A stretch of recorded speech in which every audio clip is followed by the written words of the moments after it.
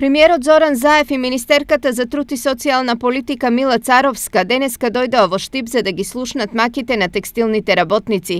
Во тесно набиена агенда тие беа во посета на 2 штипски конфекции каде ги гледаа условите за работа, а остварија и средба со представници на синдикатот, текстилното здружение Гласно како и со стечајците.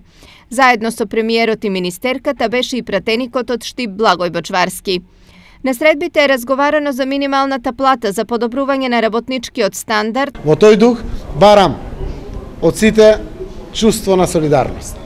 Може би дел од профит ќе треба да се сподели повеќе со работниците. Државата е тука да помогне.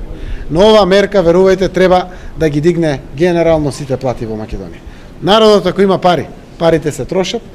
Тоа значи поголем пласман на производството, на сите наши домашни компании, а тоа значи и поубава хармонија и посреќен живот и перспективи за нас. Во оваа насока на работниците од најниско платените стопански гранки, премиерот им бети субвенции за годишни одмори. Воведеме една нова мерка, која што ќе значи директно поддршка за одмор на најниско платените работници во Македонија. Тоа е пак текстилот и кожарската индустрија.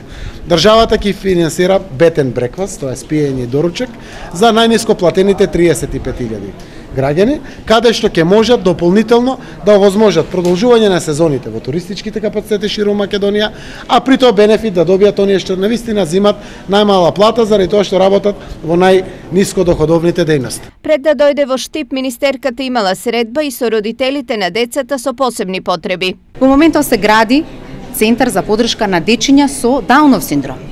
Во моментов предвидуваме во законот персонална асистенција, што досега во Закон за социјална заштита никогаш не била предвиден. Ние не можеме утре да имаме персонални асистенти ако немаме законски основ и ако ние навистина немаме стандарди и протоколи по однос на персонална асистенција.